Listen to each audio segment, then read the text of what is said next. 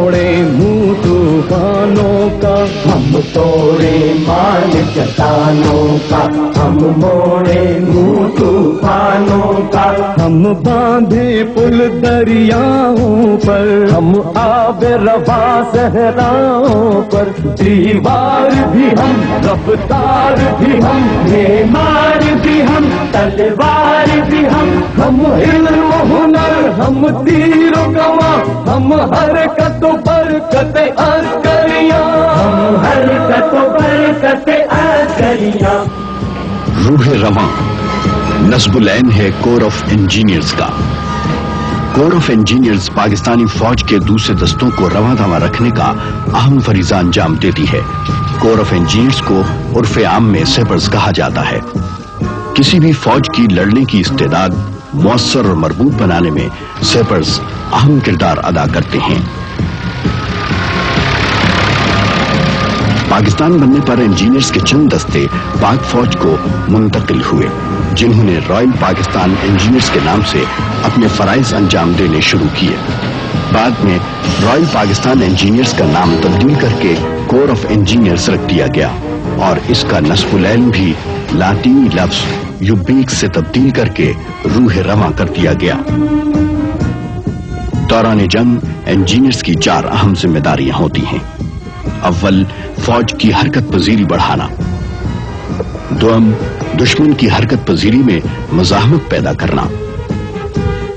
سوم، فوج کی بقا میں مدد دینا۔ چہارم، ضرورت پڑنے پر پیدل فوج کی طرح لڑنا۔ جنگ اور امن دونوں میں سیپرز کا کردار کلیدی ہے۔ کہیں انہوں نے دیو ہیکل قلعے تعمیر کیے تو کہیں عظیم جرنیلی سڑک بنا کر تاریخ کے اوراق میں اپنا نام رقم کیا۔ فوج میں اہم ذمہ داریوں سے عہدہ برآں ہونے کے لیے کور آف انجینئرز کے جوانوں کو تربیت کے کٹھن مراحل سے گزرنا پڑتا ہے۔ انجینئر سینٹر رسال پور یہ اہم کام سر انجام دے رہا ہے۔ قیام پاکستان کے بعد Royal Pakistan engineer centre Sialkot میں جوانوں کو تربیت دی جاتی تھی۔ 1952 میں انجینئر سینٹر رسال پور منتقل کر دیا گیا۔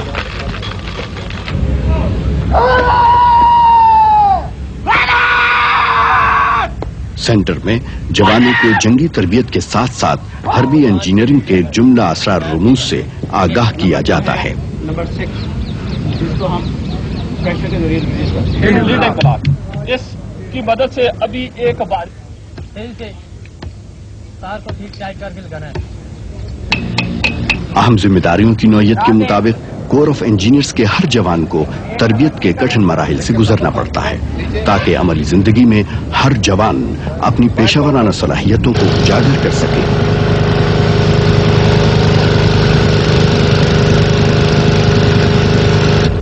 انجینئرز اور بارود 2 لازم و ملزوم چیزیں ہیں، اس لیے بارود کے مختلف استعمال سینٹر میں جوانوں کو سکھائے جاتے ہیں۔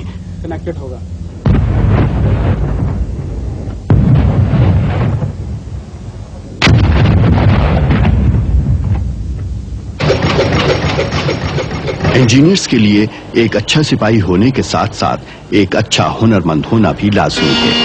ورکشاپ میں ہنرمند سٹاف کی زیر نگرانی جوانوں کو مختلف ٹریڈز کی بنیادی تربیت دی جاتی ہے۔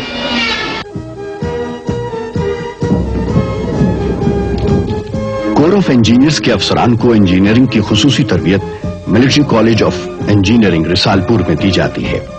قیام پاکستان کے بعد یہ فریضہ school of military engineering Sialkot سر انجام دیتا رہا۔ 1952 میں اسے رسال پور منتقل کر دیا گیا۔ ملٹری کالج آف انجینئرنگ رسال پور میں حربی انجینئرنگ کے کورسز کے علاوہ 1962 سے BSc انجینئرنگ کی تعلیم بھی دی جا رہی ہے۔ کالج میں انجینئرنگ کی تعلیم سلیبس پاکستان کی انجینئرنگ یونیورسٹیوں کے مطابق رکھا جاتا ہے۔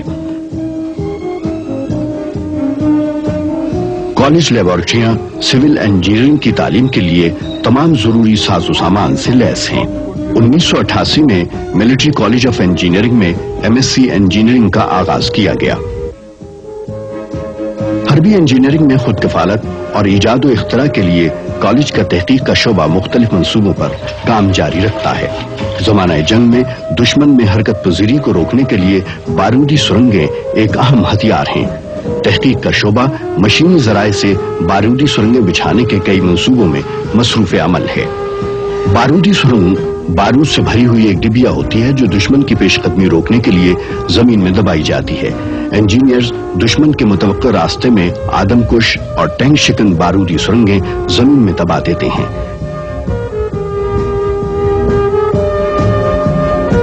انجینئرز یہ کام جنگ شروع ہونے سے ہفتوں اور مہینوں پہلے شروع کر دیتے ہیں۔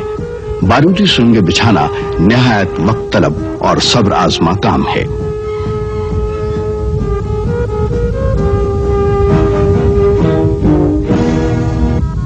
اگر کم وقت میں بارودی سرنگیں بچھانا مقصود ہوں تو field commander rocket delivery mine system کا استعمال کرتا ہے۔ بارودی سرنگوں کو راکٹ کے ذریعے پھینکا جاتا ہے۔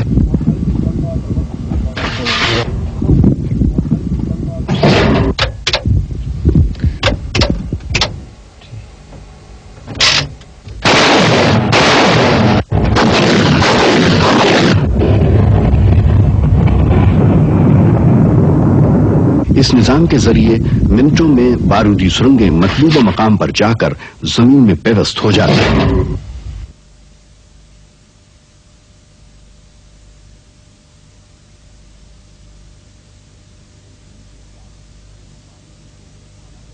انجینئرز کا کام جہاں بارودی سرنگیں بچھانا ہے وہاں دشمن کی لگائی ہوئی بارودی سرنگیں تلاش کر کے اپنی فوج کے لیے راستے بنانا بھی ہے۔ بارودی سرنگیں تلاش کرنا نہایت خطرناک کام ہے۔ بارودی سرنگوں کے علاقے کے ایک ایک انچ کو رات کی تاریکی میں مخصوص طریقوں سے تلاش کیا جاتا ہے۔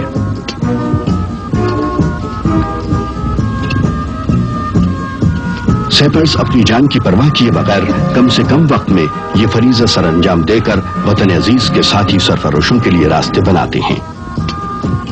دوران جنگ بارودی سرنگوں کے علاوہ دشمن نے بہت سی دوسری رکاوٹیں بھی بنائی ہوتی ہیں۔ ضرورت پڑنے پر انجینئرز اپنے حملہ آور سپاہ کے شانہ بشانہ آگے بڑھتے ہیں تاکہ وطن عزیز کے ان جیالوں کے راستے میں آنے والی ہر رکاوٹ کو دور کیا جا سکے۔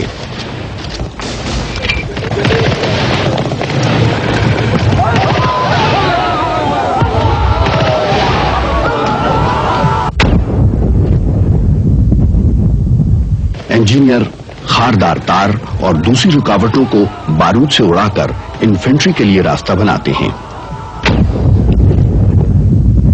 دشمن کے بنکر جہاں دشمن اپنے آپ کو محفوظ سمجھتا ہے، سیپرز کے آہنی شکنجے سے محفوظ نہیں۔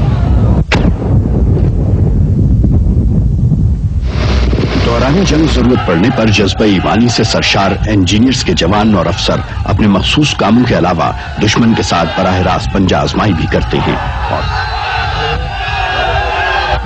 دوران جنگ دریا، نالے اور کھائیاں فوج کی پیش قدمی میں رکاوٹ پیدا کرتی ہیں۔ ایسی صورت میں انجینئرز بڑی بڑی کھائیوں اور دریاؤں پر سبک رفتاری سے پل تعمیر کرتے ہیں۔ پلوں کی تعمیر نہایت مہارت اور محنت طلب کام ہے۔ کسی مقام پر ذرا سی کوتاہی تاخیر کا سبب بن سکتی ہے۔ اسی لیے پل بنانے کے دوران ہر جوان اور افسر اپنی بہترین مشاقی کا مظاہرہ کرتا ہے۔ بڑے پلوں کو بنانے کے لیے علیحدہ علیحدہ حصوں کو نہایت چابک دستی اور تندہی سے جوڑ کر پل مکمل کیا جاتا ہے۔